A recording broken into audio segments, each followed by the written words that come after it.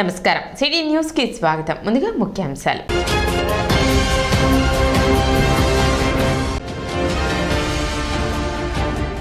పద్నాలుగో రోజు కొల్లిపురం మండలంలో కొనసాగిన మాజీ మంత్రి ఆలపాటి రాజేంద్ర ప్రసాద్ చేపట్టిన ప్రజా పాదయాత్ర.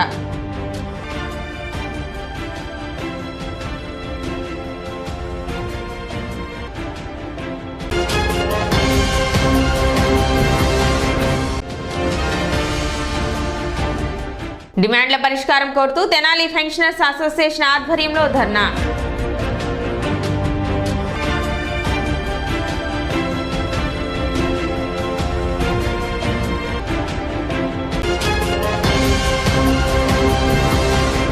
ఇరవై 26వ తేదీ శుక్రవారం గుంటూరులో జరిగే కాంగ్రెస్ పార్టీ సమావేశానికి నాయకులు కార్యకర్తలు తరలి రావాలని తెనాలి నియోజకవర్గ ఇన్ఛార్జ్ డాక్టర్ చందు సాంబశివుడు పిలుపునిచ్చారు.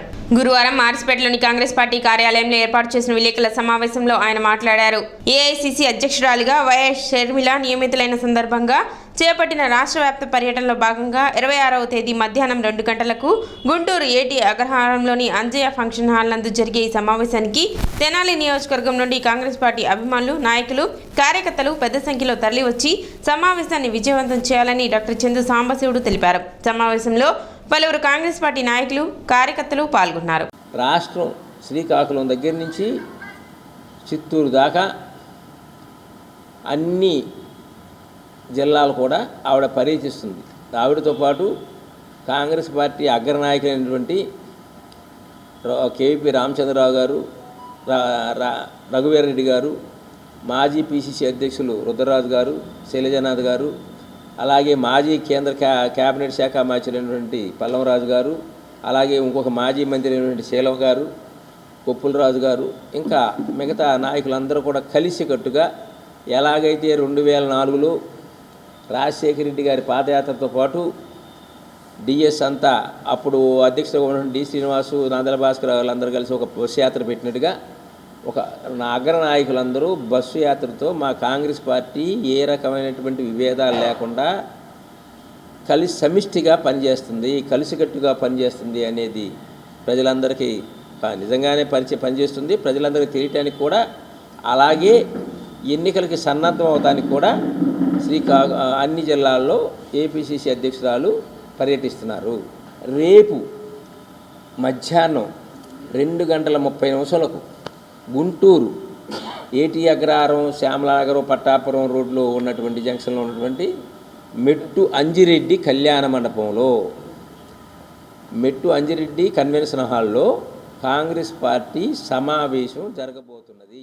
షర్మిల గారు, రాజశేఖర్ గారి ముద్దుబిడ్డ అయిన షర్మిల గారు ఇటీవల విజయవాడలో కాంగ్రెస్ అధ్యక్షురాలుగా బాధ్యతలు తీసుకున్నారు. వారు రేపు గుంటూరు జిల్లా వస్తున్నారు. ఆ సందర్భముగా మేము తెనాలి నుండి వాహనాలు ఏర్పాటు చేయడం జరిగింది. ప్రజలందరికీ కూడా కాంగ్రెస్ పార్టీలోకి తిరిగి అందరినీ ఆహ్వానిస్తున్నాం. వెళ్ళిపోయిన వారందరినీ కూడా తిరిగి ఆహ్వానిస్తున్నాం. మీరందరూ కూడా వస్తాను అంటే మిమ్మల్ని అందరినీ కూడా వాహనాలు పెట్టి మేము గుంటూరు తీసుకెళ్ళడానికి సిద్ధంగా ఉన్నాం.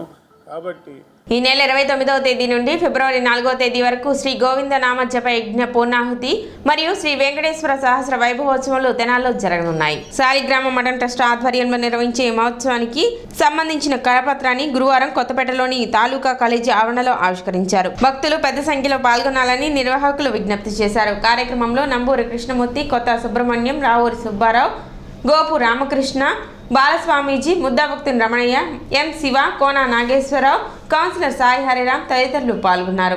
తిరుమల శ్రీనివాసుడి యొక్క దివ్య ఆశీస్సులతో 2 సంవత్సరాల నుండి శ్రీ గోవిందనామ జపయజ్ఞాన్ని చేస్తున్నాము. ఈ సంవత్సరానికి 7 కోట్ల సంపూర్ణత చేసుకున్నాము. ఆ కార్యక్రమాన్ని పురస్కరించుకొని ఈ నెల 29వ తారీఖు నాడు ప్రారంభం చేస్తున్నాము.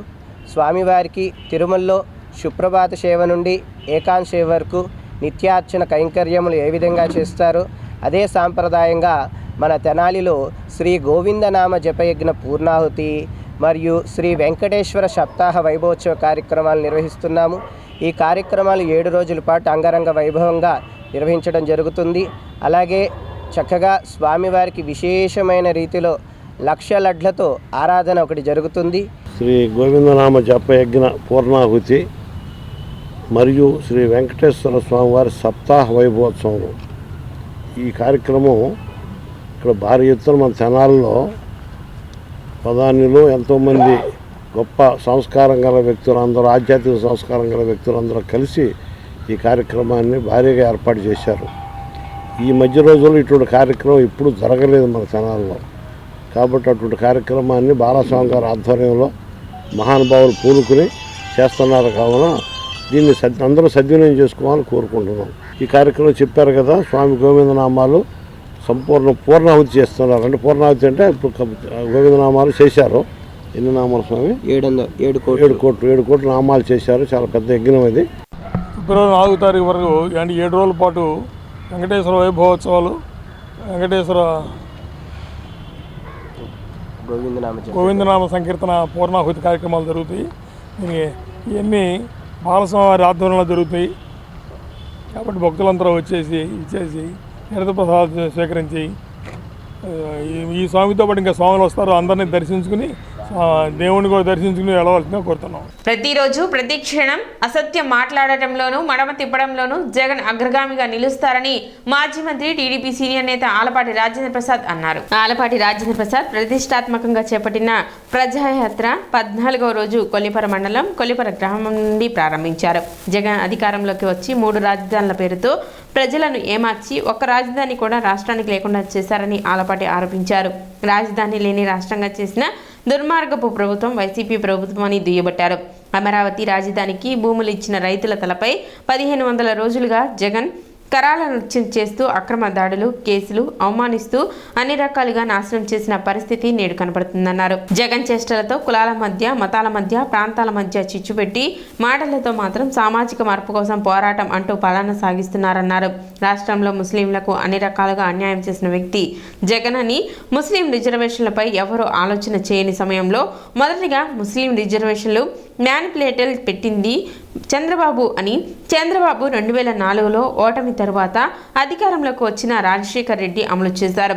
ఇందులో జగన్ ఘనత ఏముందంటూ ప్రశ్నించారు. ఎన్నికలు వస్తున్నాయని ముస్లింలకు నిబంధనలతో కూడిన పథకాలు అమలు చేస్తున్నారని ఆలపాటి చెప్పారు. రాబోయేది టీడీపీ జనసేన ప్రభుత్వం అని, ప్రజలందరి మద్దతుతో సంక్షేమం, అభివృద్ధితో పాటు రాష్ట్రం ముందుకు వెళుతుందని ఆలపాటి చెప్పారు.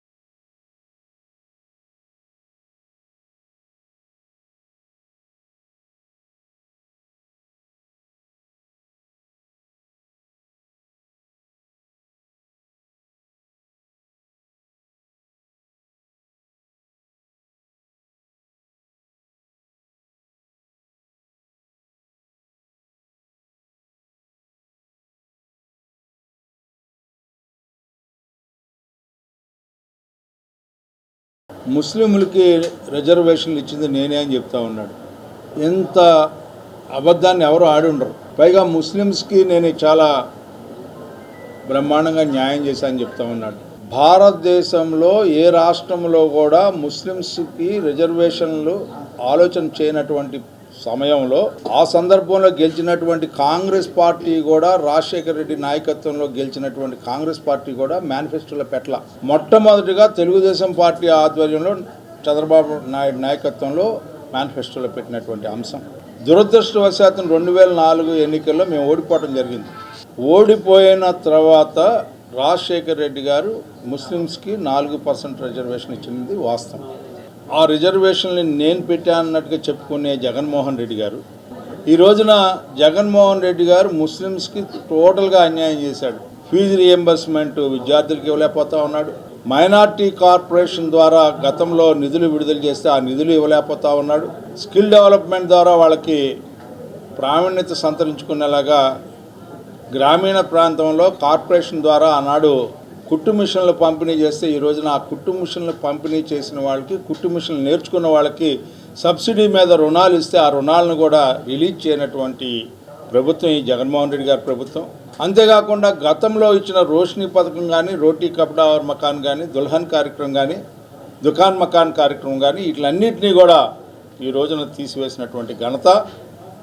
అంతేకాకుండా దుల్హన్ కార్యక్రమాన్ని 4 ఏళ్ల నుంచి తీసివేసి పెట్టకుండా గతంలో చంద్రబాబు నాయుడు గారు ఇచ్చినటువంటి దుల్హన్ కార్యక్రమాన్ని రద్దు చేసి ఎన్నికలు వస్తున్నాయని చెప్పి ఈ రోజున నిబంధనలతో కూడినటువంటి ఇద్దరు కూడా ఎవరైతే పెళ్లి కుమారుడు పెళ్లి కూతురు ఇద్దరు కూడా 10వ క్లాస్ పాస్ అయి ఉంటే తప్పితే ఈ రోజున ఆ దుల్హన్ కార్యక్రమం వర్తించినటువంటి పరిస్థితి. అవినీతి పాలనతో దోచుకోవటమే ధ్యేయంతో ఈ రోజున ప్రజాధనాన్ని దోచుకుంటూ వ్యవస్థలను నిర్వీర్యం చేస్తూ పాలన చేసే మీ ప్రభుత్వానికి చరమగీతం పాడటానికి సిద్ధంగా ఉన్నారని చెప్పి ఈ సందర్భం మనవి చేస్తూ, ఎవరైతే ఈ యొక్క రాష్ట్రానికి ప్రజా రాజధానిగా అవతరించడానికి దాదాపు 34,000 ఎకరాలు దానం చేసినటువంటి దాతల్ని అనునిత్యం 1500 రోజుల నుంచి కష్టపెడుతూ వాళ్ళ ఆవేదనకి గురి చేయించేలాగా పైగా ఒక కౌంటర్గా డబ్బులు ఇచ్చి ప్రతిరోజు కూడా అక్కడ ఉమ్మడి రాజధాని 3 రాజధానులు కావాలని చెప్పి రాజ్యాంగం కల్పించిన ఓటు హక్కును ప్రతి ఒక్కరూ వినియోగించుకోవాలని మున్సిపల్ కమిషనర్ జస్వంతరావు తెలిపారు. జాతీయ ఓటర్స్ డే సందర్భంగా ఓటు హక్కుపై అవగాహన కల్పిస్తూ పట్టణంలో నిర్వహించిన 2K రన్లో గెలుపొందిన వారికి గురువారం బహుమతులు అందజేశారు. మున్సిపల్ మరియు రెవెన్యూ అధికారులు మున్సిపల్ కార్యాలయంలో ఏర్పాటు చేసిన సమావేశంలో విజేతలకు బహుమతులు అందజేశారు. ఈ సందర్భంగా కమిషనర్ జస్వంతరావు మాట్లాడుతూ ఎలక్షన్ కమిషన్ ఆదేశాల మేరకు జాతీయ ఓటర్ల దినోత్సవం సందర్భంగా అవగాహన కల్పిస్తూ వివిధ కార్యక్రమాలను నిర్వహించడం జరుగుతుందని, అందులో భాగంగా నిర్వహించిన 2K రన్ విజేతలకు బహుమతులను అందజేసినట్లు చెప్పారు. రాజ్యాంగం కల్పించిన ఓటు హక్కును ప్రతి ఒక్కరూ బాధ్యతగా వినియోగించుకోవాలని కమిషనర్ జస్వంతరావు చెప్పారు. కార్యక్రమంలో ఎంఆర్ఓ రవిబాబు కౌన్సిల్ హాల్లో నేషనల్ వాటర్స్ డే సందర్భంగా మరి ఎంఆర్ఓ గారు, అలాగే ఏఓ గారు, మరి ఎంఈఓ గారు, మిగిలిన మున్సిపల్ సిబ్బంది అందరితో కూడా సమావేశం ఏర్పాటు చేసుకోవడం జరిగింది. రాబోయే ఎలక్షన్స్కి అందరూ కూడా 18 సంవత్సరాలు దాటిన ప్రతివారు మరి ఓటు హక్కు వినియోగించుకోవాల్సిందిగా కోరుకుంటున్నా. దానికి అవేర్నెస్ చేయటం కోసం నిన్న 2K రన్ కూడా సబ్ కలెక్టర్ గారి ఆధ్వర్యంలో మనం ఏర్పాటు చేయటం జరిగింది. అలాగే దానికి సంబంధించి ఎవరైతే మరి ఫస్ట్, సెకండ్, థర్డ్ వచ్చారో వాళ్ళందరికీ కూడా ఈ రోజున నేషనల్ వాటర్స్ డే సందర్భంగా వాళ్ళకి ప్రైజెస్ కూడా ఇవ్వడం జరిగింది. అలాగే కొంతమంది బెస్ట్ విఎల్ఓస్, అలాగే సూపర్వైజర్స్ కూడా మనం అవార్డ్స్ ఇవ్వడం జరిగింది. పురపాలక సంఘ అధికారులు, రెవెన్యూ అధికారులు పాల్గొన్నారు.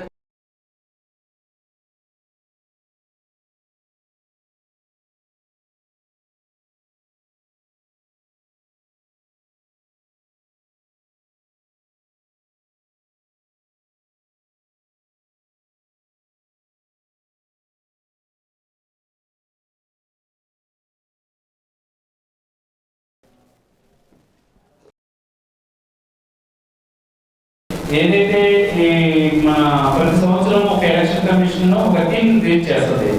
దానికి అనుగుణంగా మనం చేస్తాం. ఏది అనుగుణంగా మనం దాన్ని పాటించుకోవడం జరుగుతుంది. ఈ సంవత్సరం ఏంటంటే nothing like voting, I vote for you. అంటే నేను ఓటు వేయకుండా ఉండను, ఓటు వేసిన తప్పనిసరిగా వేస్తాను.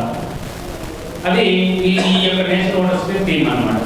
అంటే ఆ మీనింగ్ మనలో ప్రతి ఒక్కరిని చైతన్యం చేసి ఆ రోజు పోలింగ్ అంటే మనకి రాబోయే జనరల్ ఎలక్షన్ వస్తున్నాయి కాబట్టి అందరం కూడా వీళ్ళ తప్పులు లేకుండా, అంటే మనం ఓటర్ లిస్టు మీ అందరూ భాగస్వామ్యం, సూపర్వైజర్లు, అదేవిధంగా బిఎల్ఓలు ఇంటింటికి వెళ్ళి ప్రతి ఇంటిని తనిఖీ చేసి ఆ ఇంట్లో చనిపోయిన వాళ్ళు ఎవరు, షిఫ్ట్ అయిన వాళ్ళు ఎవరు, అదేవిధంగా కొత్త ఓటర్స్ ఎవరు చేయటము, కాలేజీలకు వెళ్ళి కాలేజీలో కూడా మనం న్యూ ఓటర్స్ని, అంటే చాలా మంది నిరాశపోయిన వాళ్ళ క్లాస్కి వెళ్తున్నారు, వాళ్ళని కూడా చైతన్యం.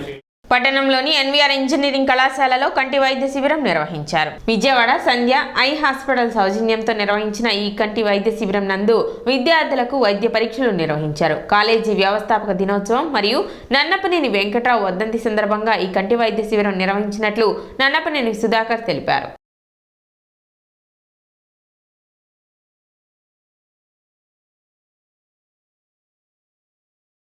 తెనాలిలో విఎస్ఆర్ అండ్ ఎన్విఆర్ కళాశాల మరియు Nannapaneni Venkatrao college of engineering technology వ్యవస్థాపక దినోత్సవం ఈ సందర్భంగా సంధ్యా ఐ హాస్పిటల్స్ విజయవాడ వారు కళాశాలలోని విద్యార్థులకి అందరికీ కంటి చూపు ఎంత ప్రాధాన్యత ఉందో తెలియజేస్తూ వారిని టెస్ట్ చేస్తూ ఉచితంగా అవసరమైనంత మేరకు ఉచితంగా సర్వీస్ చేయడానికి ఇక్కడ రావటం చాలా ఆనందకరమైన విషయం.